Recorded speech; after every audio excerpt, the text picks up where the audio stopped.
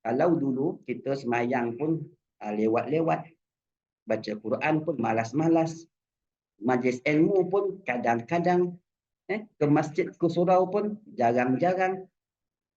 Tahun ni pun sama juga, menunjukkan bahawa sebenarnya puasa kita tahun lepas tu dia tidak memberi kesan pun dalam diri kita.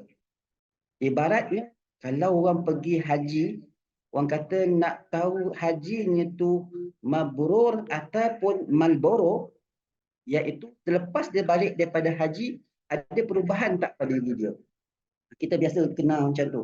Kata, Tuan Haji ni kalau balik daripada haji, tengok perangai dia sama macam tahun sebelum dia pergi haji, maknanya haji dia ni haji yang tak diterima.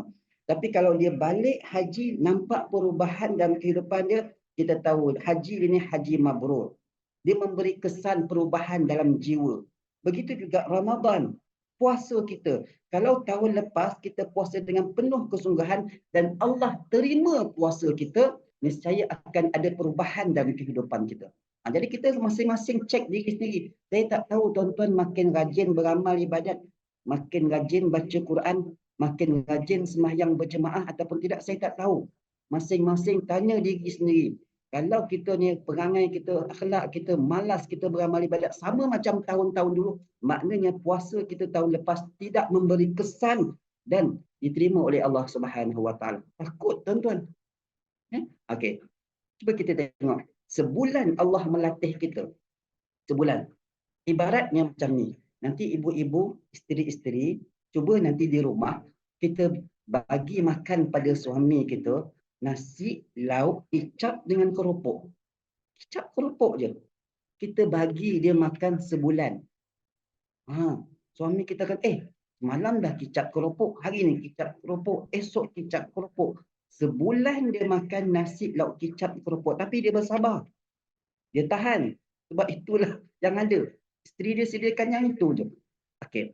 Habis daripada sebulan, masuk hari yang berikutnya, semua isteri bagi lauk lain pula. Bagi lauk telur pula. Kicap keropok jangan bagi dah. Bagi lauk telur, lauk ayam tu, ikan tu. Waktu tu nanti suami kita akan tanya, mana kicap keropok? Panggil caprok. Mana caprok? Sebab sebulan dia dah biasa makan. Dia dah, orang kata dah sebati dengan cita rasa dia. Sebulan dia dilatih makan caprok. Habis daripada sebulan dia tak ada caprok, dia akan bertanya, mana caprok? Kebiasaan melakukan kebaikan dilatih selama tempoh sebulan, maka kebiasaan baik itu dia akan berterusan pada hari-hari berikutnya. Allah latih kita sebulan di bulan Ramadan dengan amal-amal soleh. Kita ni bukan sekadar menahan makan minum, tetapi juga kita menahan diri kita daripada melakukan dosa. Mata kita jangan tonton tengok benda-benda maksiat. Mulut kita jangan cakap benda-benda yang dosa, mengumpat, memfitnah, mengata, mencela. Tangan kita jangan buat dosa dengan kita menyebarkan benda-benda aib orang. Menyebarkan aib orang ini bukan hanya dengan mulut, tetapi juga boleh dengan tangan. Mungkin dapat WhatsApp kita cerita yang sensasi, kita tekan forward, maka kita telah sebarkan benda-benda dosa. Jadi sebulan kita dilatih menahan diri daripada melakukan dosa, maka selepas daripada sebulan itu kita akan terbiasa dengan amal-amal soleh, maka kita akan jadi orang yang baik. Tuan-tuan dan puan yang dirahmati Allah Subhanahu Wa Taala. Tajuk fokus kita sebenarnya pada hari ini iaitu berkenaan dengan Ramadan, bulan Al-Quran. Sebenarnya nak cerita, nama-nama ataupun gelaran jodohkan untuk Ramadan ni dia ada banyak nama. Yang famousnya ialah Syahrul Quran, iaitu bulan Al-Quran. Ada dipanggil Sayyidus Syuhur, penghulu kepada hari. Ada yang panggil Syahrul Najah, bulan kemenangan. Ada kata Syahrul Barakah, bulan keberkatan. Ada kata Syahrul Rahmah, bulan rahmat. Ada kata Syahrul Maghfirah, bulan keampunan. Ada kata Syahrul Sabar, bulan kesabaran. Namun kita tengok bulan Quran. Allah Subhanahu Wa Taala sebut dalam surah Al-Baqarah ayat 185. Allah Subhanahu wa taala berfirman, A'udzubillahi minasyaitonirrajim.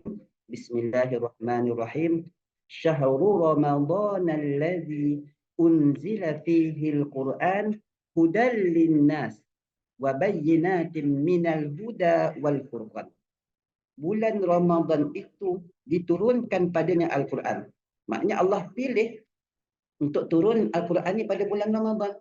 Dan bila Ramadan terpilih sebagai bulan Al-Quran, maka Allah berikan kemuliaan pada bulan Ramadan itu.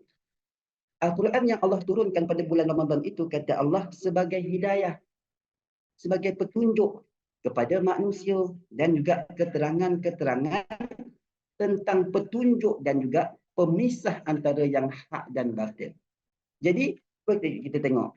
Yang pertama, apa sahaja yang berkait dengan Al-Quran, niscaya akan dimuliakan oleh Allah Subhanahu Wa Taala. Allah pasti akan memuliakan apa sahaja yang terkait dengan Al-Quran.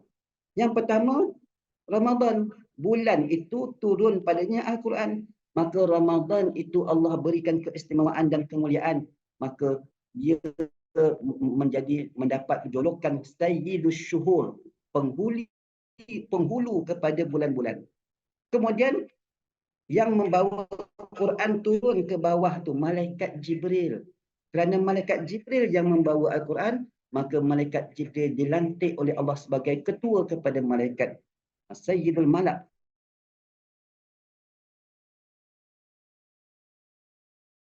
Dan itu malam tu Allah berikan keistimewaan lebih baik daripada 1000 bulan.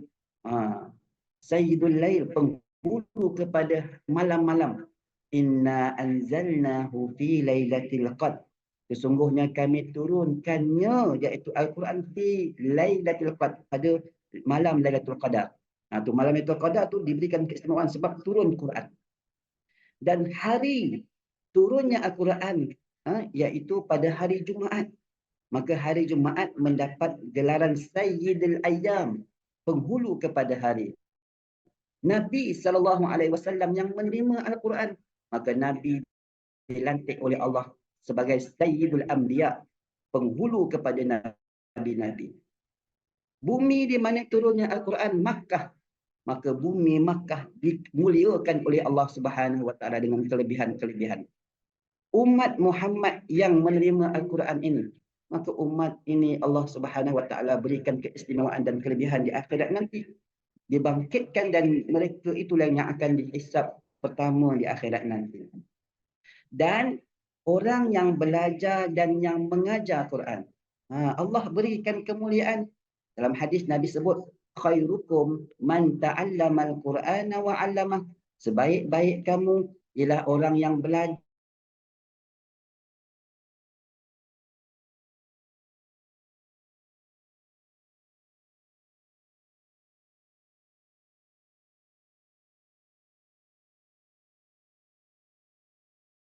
Allah Subhanahu Wa Taala.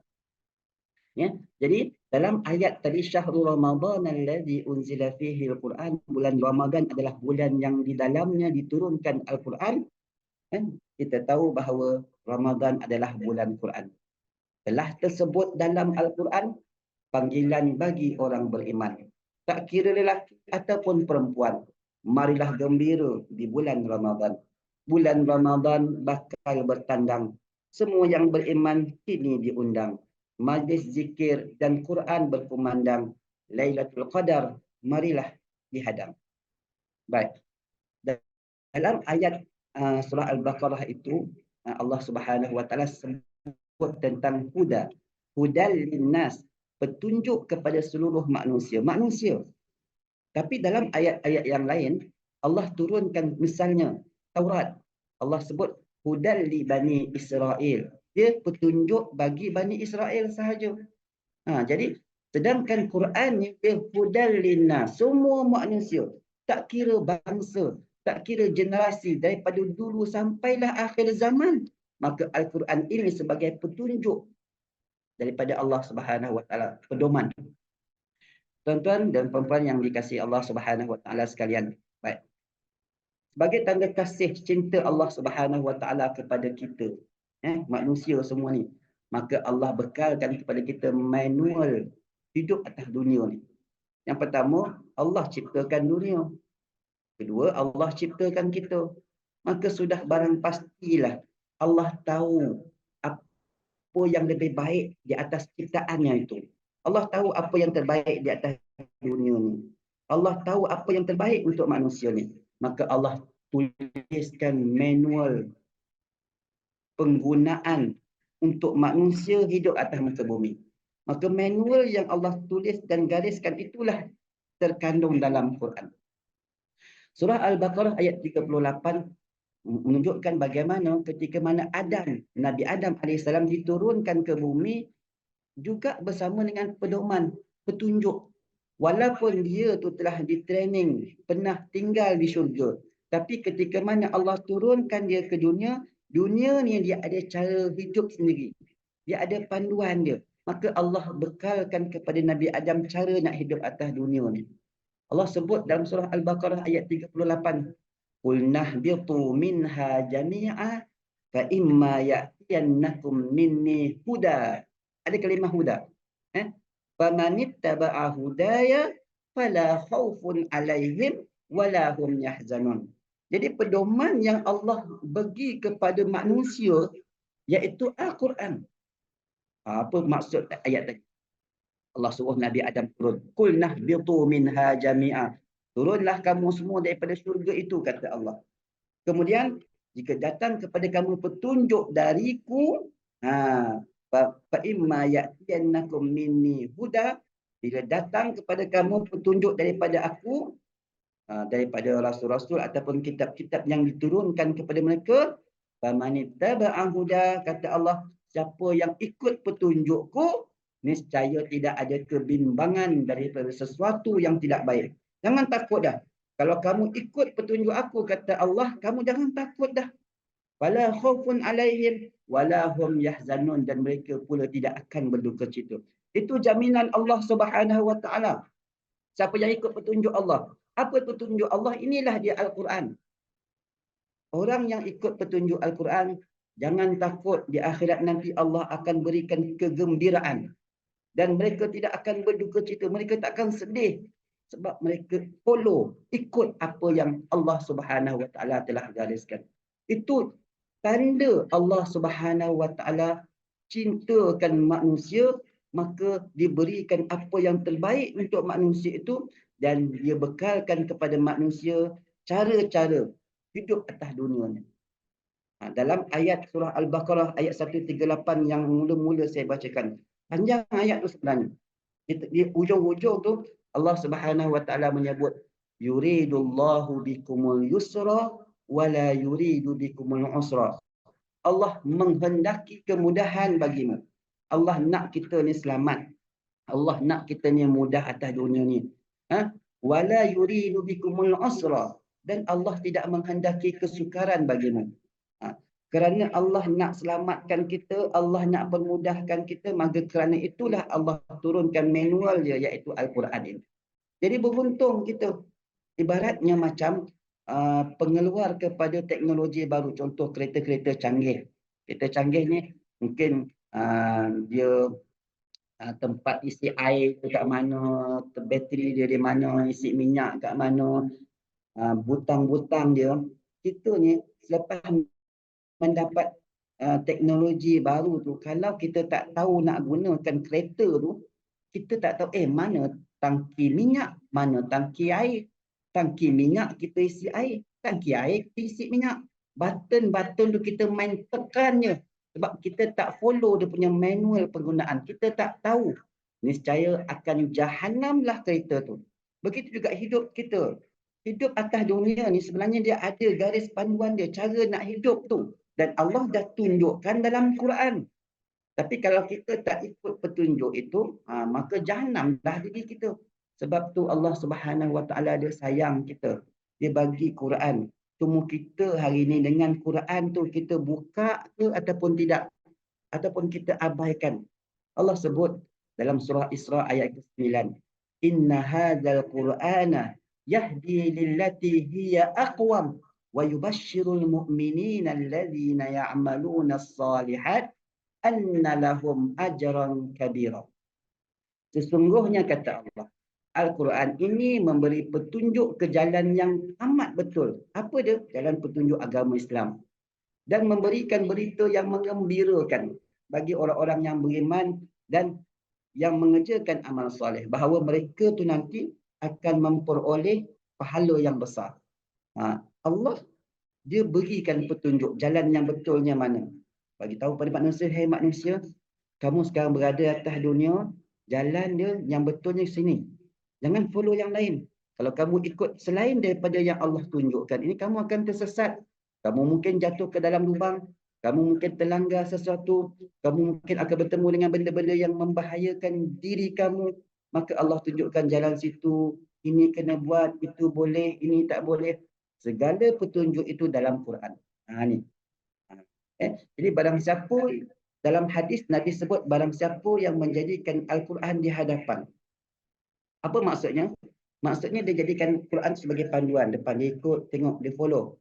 Kata Nabi, siapa yang jadikan Al-Quran itu di hadapan, niscaya Al-Quran itu akan memimpin jalan ke syurga. Dan siapa yang menjadikan Al-Quran di belakang? Maksudnya apa? Dia tak peduli. Pergi lantaklah Al-Quran. Aku macam pandai sangat, dia jalan dia. Terus je. Dia membelakangkan Quran ataupun mengabaikan Quran, niscaya Al-Quran itu akan menghumban dia ke dalam neraka. Sebab tu kita hidup atas muka bumi ni kena bersama dengan Quran.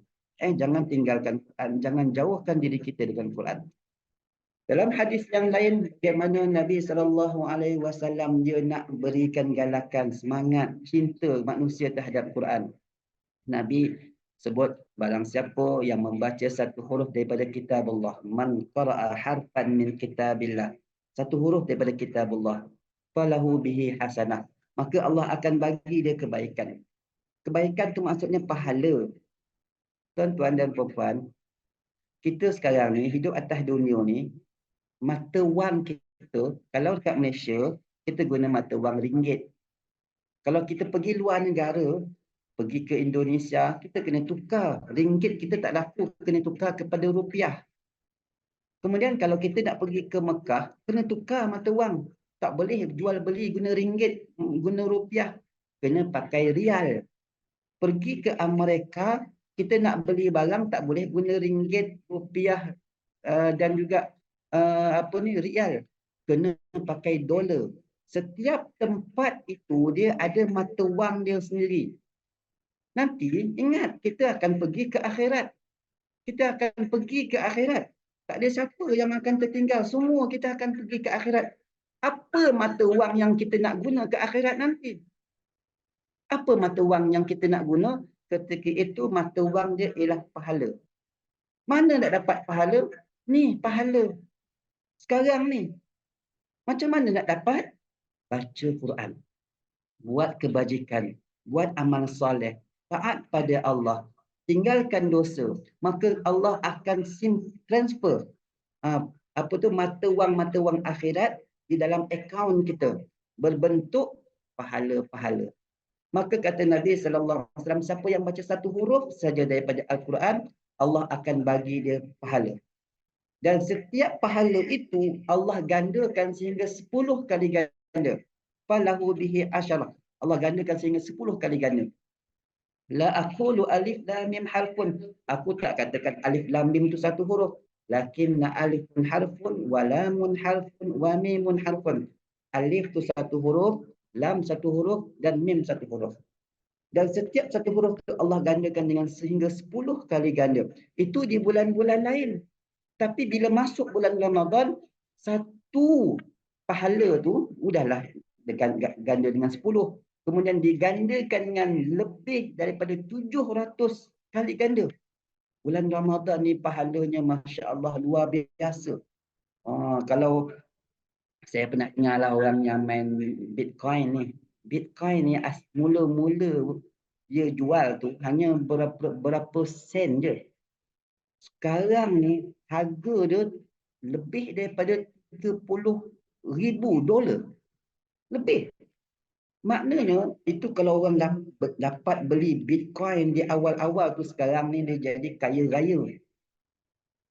Kita nak kaya raya ke akhirat, baca Quran. Tak payah banyak, sikit pun Allah akan jadikan kita kaya raya. Apatah lagi kalau kita baca Quran banyak. Rajin baca Quran bulan Ramadan ni, niscaya kita akan senang dan bahagia di akhirat nanti. Tengok, kalau orang baca Quran, Allah bagikan kepada mereka itu syurga. Allah, kalau dia bersungguh-sungguh sampai dia jadi orang yang mahir dengan Quran. Kata Nabi SAW, Al-mahiru bil Quran ma'as safaratil kiramil bararah. Orang yang mahir dengan Quran ni, Allah akan tempatkan di akhirat nanti bersama dengan para malaikat yang mulia. Tetapi mungkinlah kita kata, ya Ustaz, kami ni baca Quran tak berapa nak lancar. Macam mana nak baca Quran? Kalau orang lain tu dia lancar baca Quran, bolehlah baca Quran. Kami ni mengangkat-angkat, sebab dia payah mengangkat-angkat, nak ngeja-ngeja masa baca Quran. Akhirnya dia kata tak payahlah, susah, penat. Ingat dalam hadis tu Nabi SAW sebut, yang mahir dengan Quran, Allah angkat darjat dia level malaikat. Wallazi yaqra'ul Quran alaihi syaqun, kata Nabi. Dia menghadapi kepayahan, tapi dia baca Quran. Baca Quran tu merangkak-rangkak. Kalau adalah kawan yang menyemaknya, rasa nak ketuk je kepala. Engkau ni itulah masa kecil-kecil tak nak belajar, dah besar baca Quran merangkak-rangkak. Jenuh kawan dia menunggu. Ada kalau kau baca yang dia baca tadarus, kalau ada seorang dua orang yang baca merangkak-rangkak, kita tension. Tetapi kalau dia masih lagi sabar, walaupun dia merangkak-rangkak baca Quran, dia menghadapi kepayahan, falahu ajran, kata Nabi. Allah akan bagi dia 2 pahala tau. Jangan main-main. 2 pahala. Kenapa dapat 2 pahala? Yang pertama, kerana dia sabar menghadapi kesusahan tu. Dia susah tapi dia tak tinggalkan. Dia tetap baca.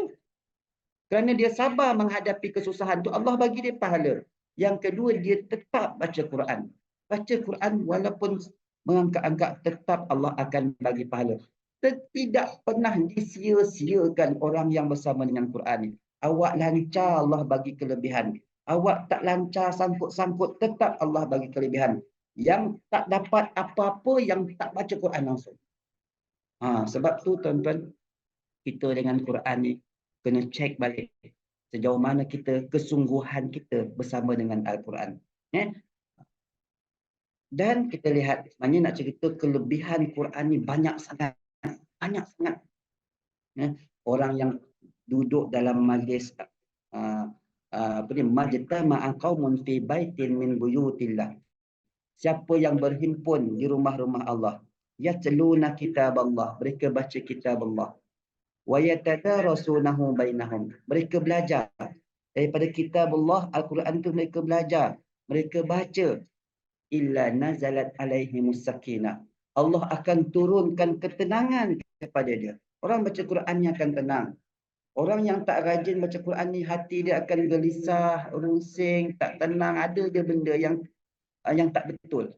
Baca Quran bagi tenang jiwa kita. Nazalat alaihimus sakinah, Allah turunkan padanya ketenangan. Wa ghasyiyatuhumur rahmah, Allah limpahi rahmat. Kasih sayang Allah, Allah sayang dengan orang yang baca Quran. Allah sayang dengan orang yang belajar Quran.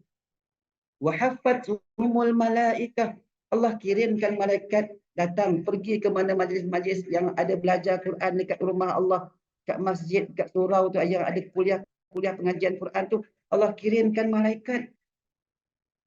Rasa tenang, rasa sejuk duduk dalam surau. Apatah lagi kalau ada aircon, sejuk, nyaman. Duduk dalam kelas Quran ni biasanya tenangnya tu lain macam. Sampai kadang terlelap. Tenang, lelap kawan tu. Itu Allah kirimkan malaikat. Apa kerja malaikat datang dalam majlis ilmu? Malaikat tu dia datang dalam majlis ilmu, dia mendoakan keampunan dan kebaikan kepada penghuni-penghuninya. Tuan-tuan, kita yang duduk dalam masjid kat surau, belajar Quran, baca Quran dalam kumpulan-kumpulan tu, malaikat doakan kita. Bukan biasa-biasa tau. Bukannya orang soleh. Bukannya tuan guru. Bukannya ustaz yang doakan kita. Malaikat yang doakan kita. Wahafathumul malaikah. Wa zakarahumullahu fi man indah. Allah memuji orang-orang yang duduk di masjid surau, yang baca Quran dan belajar Quran. Banyak sebenarnya kelebihan-kelebihan orang bersama dengan Quran. Dan kelebihan yang besar di akhirat. Di akhirat. Sebab kita ni kalau senang kat dunia ni, paling lama kita boleh menikmati kesenangan tu mungkin 80 tahun, 90 tahun, 100 tahun. Kalau 100 tahun ni pun kita dah tua, nak makan pun tak apa, nak lalu, hanya terbaring je, nak rasa senang apa. Tetapi kalau senang ke akhirat, senang selama-lamanya. Dah tak ada dah batasan dah. Selama-lamanya senang. Orang yang dah masuk syurga, dia tak keluar-keluar dah. Duduk dalam syurga. Lihat, tenang, makan, minum, ada bidadari, ada makan, minum. Dia duduk di istana yang besar. Masya Allah, bahagia dia. Orang dalam neraka kena seksa, menjerit, sakit, panas. Orang dalam syurga, kalau dah masuk syurga, dia akan masuk dan lihat selama-lamanya. Kesenangan di akhirat itulah yang menjadi matlamat kita. Yang kita nak, kita harap, ya Allah, nas'aluka ridhaka. Kami memohon keridhaanmu. Wal jannah, dan kami mohon syurgamu. Nas'aluka ridhaka wal jannah. Kami mohon keridhaan dan syurgamu. Sebab apa? Sebab bila dah masuk syurga akan tenang, bahagia. Ingat, nak dapat syurga tu, dia perlukan ada penolong. Sebab amalan kita ni tak berapa banyak. Kita perlukan ada pembantu, penolong. Sebab tu kata Nabi SAW, Iqra'ul Quran. Baca Quran. فَإِنَّهُ يَأْتِي يَوْمَ الْقِيَامَةِ شَفِيعًا لِأَصْحَابِهِ. Sesungguhnya Al-Quran itu nanti dia akan datang di hari kiamat sebagai pensyafaat, penolong. Al-Quran ni syafaat dia syafaat kubra, syafaat besar. Allah terima syafaatnya. Dalam hadis yang lain, Nabi SAW menyebut puasa dan Quran akan datang di hari kiamat nanti untuk memberi syafaat kepada pelakunya. Puasa dia akan datang depan Allah, ya Allah, sesungguhnya aku telah menahan dia daripada makan, minum dan tahan nafsu dia di siang hari. Quran pula datang, ya Allah, sesungguhnya aku telah menahan dia daripada tidur di waktu malam dan dia membaca Al-Quran. Maka syafaat kami untuk mereka. Allah terima syafaatnya. Allah terima. Al-Quran ni syafaat besar tau, yang akan tolong dan selamatkan kita. Belum sampai ke akhirat, masa kita habis umur dunia ni, kita mati, kita disimpan dalam kubur, sementara tunggu kiamat tu, dalam kubur tu, Al-Quran ni yang kita baca di dunia ni akan tolong kita. Dia akan selamatkan kita. Kalau tidak, kena tindih, kena himpit di tanah, hancur, patah tulang kita. Tanah azab. Kemudian datang malaikat akan pukul kita kalau kita tak rajin baca Quran. Tapi kalau kita rajin baca Quran, Al-Quran akan datang membela dan menyelamatkan pembaca-pembacanya dalam kubur. Dalam kubur sendiri pun dah selamat. Itu petunjuk dan petanda bahawa ke akhirat nanti mereka juga akan selamat. Orang yang bersama dengan Quran. Tapi kalau orang yang jauh daripada Al-Quran, jauh dia daripada pertolongan Al-Quran, jauh dia daripada syafaat Al-Quran, jauh dia daripada rahmat Tuhan, jauh dia daripada pertolongan Allah Subhanahu Wa Taala. Tuan-tuan dan puan-puan yang dikasihi Allah Subhanahu Wa Taala. Dalam Quran, surah Taha ayat 124 hingga 126, Allah Subhanahu Wa Taala menyebut, وَمَنْ أَعْرَضَ عَنْ ذِكْرِي فَإِنَّ لَهُ مَعِيشَةً ضَنْكًا وَنَحْشُرُهُ يَوْمَ الْقِيَامَةِ أَعْمَى. Allah kata, siapa yang berpaling ataupun ingkar daripada ingatan dan petunjukku. Zikri ni maknanya peringatan aku. Apa dia peringatan Allah? Quran. Dia jauh daripada Quran. Dia ingkar daripada Al-Quran. Dia lupakan Quran. Dia abaikan Quran. Dia tak pernah tatap, baca dan tadabbur Quran. Kata Allah Subhanahu Wa Taala, fa innalahu ma'isyatan dhanka. Sungguhnya bagi mereka kehidupan yang sempit. Wa nahsyuruhu yaumal qiyamati a'ma, kata Allah. Di hari kiamat nanti kami akan himpunkan mereka dalam keadaan mereka tu buta. Qala, maka berkatalah orang tu, orang yang buta tadi tu, Rabbi, wahai Tuhan, lima hasyartani a'ma wa qad kuntu basira. Ya Tuhan, kenapa kami dibangkitkan di padang mahsyar dalam keadaan buta, tak nampak ni? Wa qad kuntu basira, sedangkan di dunia dulu kami celik. Sekarang kita kat dunia kita celik. Tapi nanti ke akhirat Allah butakan siapa yang jauh dan ingkarkan Al-Quran. Dia tak peduli Al-Quran. Dia abaikan Al-Quran. Petunjuk Allah Subhanahu Wa Taala ini. Maka Allah butakan dia di padang mahsyar. Maka apa jawab Allah? Sebab dia tanya Tuhan, kenapa bangkit kami buta? Sedangkan kat dunia dulu kami celik. Apa Allah jawab?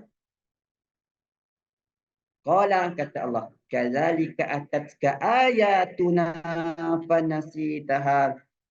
Yang itu tu kerana dulu kat dunia kami dah datangkan kepada kamu ayat-ayat kami, Al-Quran. Fanasitaha. Kamu lupakan, kamu abaikan, kamu tak peduli. Wa kadzalika al-yaum, kata Allah, maka pada hari ini tunsa, kamu juga akan dilupakan. Aku tak peduli kau nak menangis, kau nak merengkek, kau nak merintih, nak berayu, aku tak peduli, kata Allah. Allah tidak akan mempedulikan manusia yang ketika di dunia dulu Allah dah bagi mereka itu Quran, mereka abaikan, mereka tinggalkan. Tuan-tuan dan puan yang dirahmati Allah Subhanahu Wa Taala. Sebab tu kita ni, itu ancaman Allah terhadap orang yang abaikan Quran, tak pedulikan Quran. Bahkan Nabi SAW pernah mengadu kepada Tuhan. Dan pengaduan Nabi itu Allah rakamkan dalam Quran. Apa kata Nabi dalam Quran? Rabbi, wahai Tuhanku, inna qaumi ittakhazuna hadzal Qur'ana mahjura. Kaumku, ya Allah, mereka ni telah menjadikan Al-Quran ini sesuatu yang ditinggal. Ustaz pernah bagi galakan cerita tentang kelebihan Quran, tapi masih lagi belum ada kecintaan, keinginan nak bersama dengan Quran. Tak peduli juga Quran. Dah cerita tentang galakan, kelebihan, fadilat, ganjaran, dan dah cerita tentang ancaman, tapi hati tu masih tak terbuka nak baca Quran, nak tatap Quran, nak ambil Quran, nak tadabbur Quran dan nak amalkan isi Quran. Dia tak peduli. Kata Nabi, ittakhazuna hadzal Qur'ana mahjura. Mereka menjadikan Al-Quran ini sesuatu yang ditinggalkan. Nabi sedih terhadap umat dia yang Allah telah berikan kepada mereka itu Quran, tapi mereka abaikan. Dalam hadis juga Nabi SAW ada menyebut, Nabi, orang yang sedikit pun di dalam rongganya tidak ditemui Al-Quran bagaikan rumah usang. Maknanya perumpamaan orang yang tak baca Quran ni macam rumah kosong yang ditinggalkan, rumah hantu. Rumah kalau kosong, dia bersawang, kotor, berabuk, itu tempat jin syaitan. Jadi orang yang tak baca Quran, tempat tinggalnya jin dan syaitan. Syaitan, jin suka sangatlah kalau orang tak baca Quran.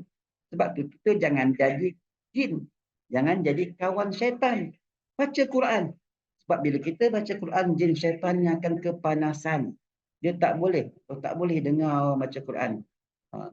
Sebab tu sabda Nabi SAW dalam hadis yang lain, kata Nabi, puasa dan Al-Quran akan berikan syafaat kepada hamba-Nya. Bacalah Quran.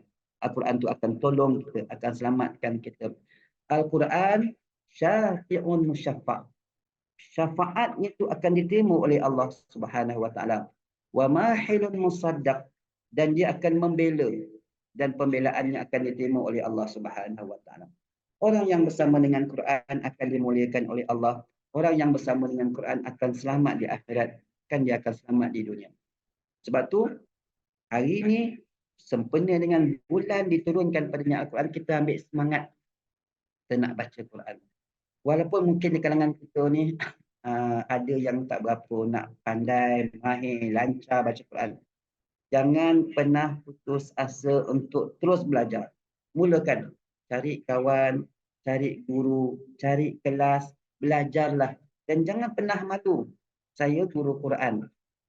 Murid-murid saya ramai yang tua-tua. Mereka lupakan malu untuk mereka belajar Quran. Mereka lebih takutkan Allah. Mereka lebih malu di hadapan Allah kalau mereka bertemu dengan Allah dalam keadaan mereka tinggalkan Quran. Saya suka kalau ada pelajar-pelajar tua baca Quran. Berbanding dengan ada orang yang sombong. Kalau bahasa kita panggil bodoh sombong. Udahlah bodoh. Kemudian sombong tak nak pergi belajar. Ni. Dalam hadis riwayat Ad-Dailami, hadis ni mungkin hadis yang lemah, tapi kita nak dapatkan semangat daripada Nabi.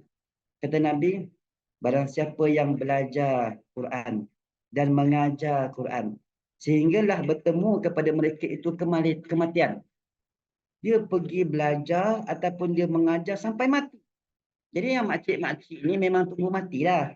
Makcik-makcik, pakcik-pakcik ni yang dah tua-tua pun pergi belajar Quran ni kenapa? Sebab mereka nak mati sebagai orang yang belajar Quran. Belajar Quran sampai mati, kata Nabi. Sesungguhnya, kata Nabi, Allah Subhanahu Wa Taala akan kirimkan malaikat menziarahi pusaranya seperti mana orang mukmin menziarahi Baitullah. Siapa yang pernah pergi ke Kaabah, ke Mekah tu, Masjid Haram, tengok dekat Kaabah. Tengoklah bila-bila masa. Jam 1 pagi, 2, 3, kita tengok. Pernah tak Kaabah tu kosong? Tak. Tak ada masa Kaabah tu kosong. Setiap masa penuh manusia. Maka begitulah perihalnya orang yang mati sebagai penuntut Quran, kubur dia tu akan sentiasa didatangi oleh malaikat. Allah kirimkan datang. Malaikat kalau datang dia tak balik-balik dah. Malaikat ni makhluk yang paling banyak yang Allah ciptakan. Jadi penuh kubur kita tu dengan didatangi oleh para malaikat macam mana orang-orang tawaf kat Kaabah tu. Penuh kubur orang yang belajar Quran tu mendoakan keampunan dan kebaikan kepada penghuni-penghuni kubur tu. Masya Allah. Jadi kalau kita mati pun anak kita tak datang ziarah kubur kita pun tak apalah. Sebab malaikat datang kubur kita. Yang penting belajar Quran terus sampai kita bertemu dengan kematian. Tuan-tuan dan puan yang dirahmati Allah Subhanahu Wa Taala, mengambil semangat bulan Al-Quran, bulan Ramadan. Maka kita cuba budayakan hidup kita dengan Quran. Macam mana kita nak budayakan? Okey, yang pertama kita kena imani, kena yakin bahawa Al-Quran ini adalah kitab yang turun daripada Allah sebagai pedoman hidup kita. Dia akan tunjukkan kita mana yang betul, mana yang salah. Mana yang boleh, mana yang tidak. Mana yang kena buat, mana yang kena tinggalkan. Okey, pedoman. Kita kena yakin sungguh-sungguh. Tanda kita mengimani Quran yang kita baca, maka kita kena jadikan Al-Quran ini sebagai rujukan kita. Ada masalah buka Quran, hanya guru-guru Quran kita. Apa hukum-hukum sekian-sekian. Ya? Dalam Quran Allah Subhanahu Wa Taala sebut dalam surah Al-Baqarah ayat 121, alladzina atainahumul kitaba yatlunahu haqqa tilawatih ulaika yu'minuna bih wa may yakfur bihi fa ulaika humul khasirun. Orang-orang yang telah kami berikan kitab, mereka membacanya dengan sebenar-benar. Baca Quran tu dengan betul. Jangan ikut nafsu kita. Aku rasa aku baca betul dah. Aku rasa. Tak boleh baca Quran ni rasa-rasa hati kita. Kita baca Quran kena yakin. Aku belajar macam ni cara baca macamnya. Kena dengan ilmu. Sebab tu kena belajar. Ya? Jadi dia baca dengan sebenarnya. Kata Allah, mereka itulah orang yang beriman kepada Quran. Dan barang siapa yang ingkar kepada Quran, mereka itulah orang yang rugi. Maksud haqqa tuqatih, betul baca Quran dengan benar tadi, haqqa tilawati, iaitu membaca dengan benar, faham dan amalkan. Okey, itu yang pertama. Kita kena budayakan hidup kita dengan iman kepada Quran. Yang kedua, kena baca. Ha, Setiap hari kita kena jadikan Al-Quran sebagai rutin kebiasaan kita. Jadi darah daging kita. Kalau hari ini kita rasa, pagi tadi aku rasa macam tak baca Quran, kita rasa ada something wrong, ada benda yang tak kena dalam hidup kita. Kena baca Quran. Ha, Quran ni tak semestinya buka.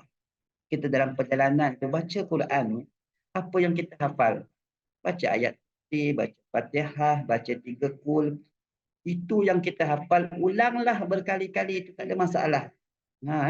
Jadi kena membiasakan hidup kita dengan membaca Quran dan jadikan dia budaya yang mendarah daging. Dan kita akan terasa ada yang kurang jika kita tak baca Quran dalam sehari. Macam kita makan minum lah. Aku rasa hari ini ada yang tak kena. Rupanya belum minum teh. Orang yang merokok, aku rasa tak sedap lah hari ini. Rupanya belum merokok. Jadi begitu juga orang baca Quran. Sampai dia akan rasa, dia tak kena hari ni. Oh, tak baca Quran lagi rupanya. Jadi kena baca sentiasa. Yang kedua, kita kena budayakan hidup kita dengan Quran dengan tadabbur. Apa makna tadabbur? Berusahalah untuk faham isi kandung Quran. Jadi, kena ambil masa. Baca Quran, kemudian baca terjemahan. Kalau tak faham, buka tafsir. Cari kitab tafsir. Search je kat sekarang ni dah ada internet. Kalau susah sangat, cari je. Apakah tafsir? Tafsir Quran. Ataupun kita tanya. Ataupun kita belajar, itu lebih selamat. Cari guru-guru Quran, kita tadabbur Quran. Tadabbur. Tadabbur tu usaha untuk faham isi kandung Quran. Itu yang ketiga. Yang keempat, hafal dan membuat ulangan. Janganlah kita hafal 3 kul daripada kecil sampailah umur 50, 60 tahun. 3 kul tu je yang kita hafal. Tambahlah sikit hafalan kita. Jadi kena ambil lah masa hari cuti ke, bulan Ramadan ni ke, hafal. Satu hari satu ayat. InsyaAllah kita mampu untuk menjadi orang yang hafal Quran banyak. Setiap Al-Quran yang kita hafal, satu ayat demi satu ayat tu, dia akan angkat darjat kita ke akhirat nanti. Satu ayat yang kita hafal, Allah angkat darjat. Kalau banyak ayat yang kita hafal, maka makin tinggilah darjat kita di sisi Allah Subhanahu Wa Taala. Hafal dan murajaah. Ulang. Jangan hafal saja. Tak jadi, dia kena hafal dan mengulang. Kemudian, kena amalkan. Kita dah belajar, dah baca, dah tabur, dah faham. Kena amalkan. Jangan kita dah tahu Allah suruh buat tu tapi kita engkar. Kita tinggal. Kena amalkan. Kemudian, kena ajarkan dan sampaikan. Ustaz, kami ni bukan level ustaz, bukan level ustazah, tak pandai.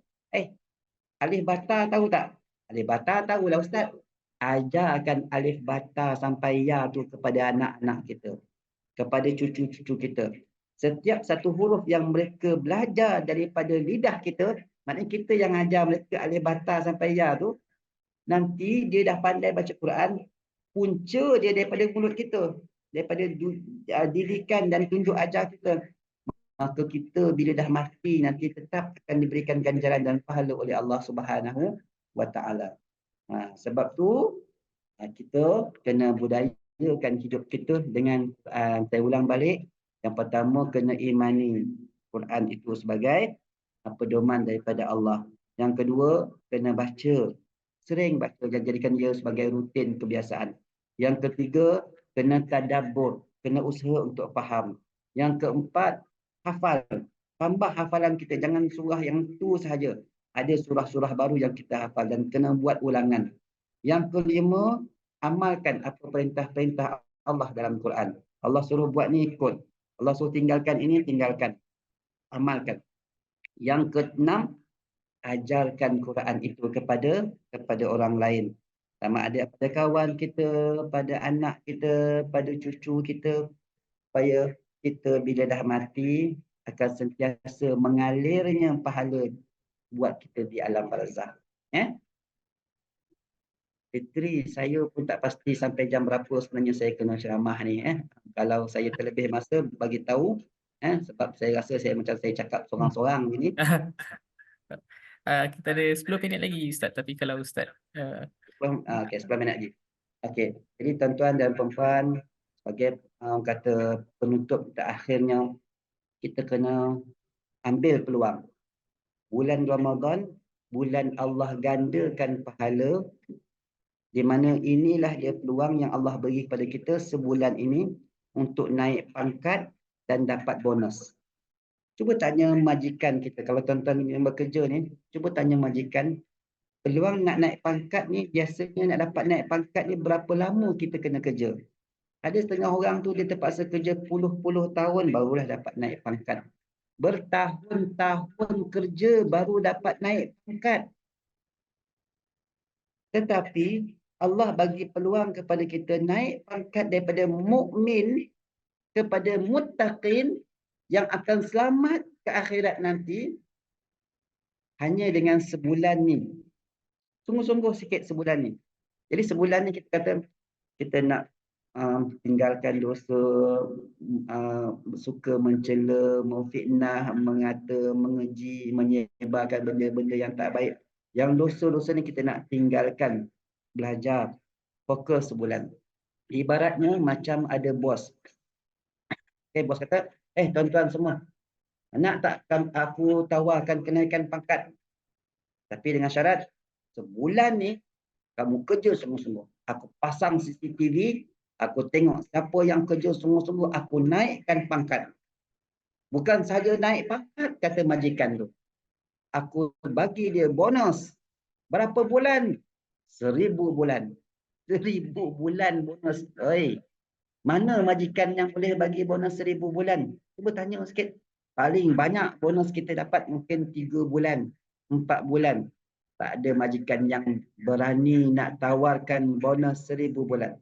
Tetapi Allah, dia tawarkan kepada kita naik pangkat dalam tempoh sebulan ni, dan juga Allah bagi bonus 1000 bulan. Apa yang Allah janjikan ni, Allah tak pernah mungkir. Innallaha la yukhliful mi'ad. Allah tak pernah mungkir janji dia. Allah janji kenaikan pangkat. Allah janji bonus 1000 bulan. Kan kata inna anzalnahu fi lailatul qadr wa ma adraka ma lailatul qadr. Lailatul qadri khairum min alf syahr. Lailatul qadar itu kata Allah lebih baik daripada 1000 bulan.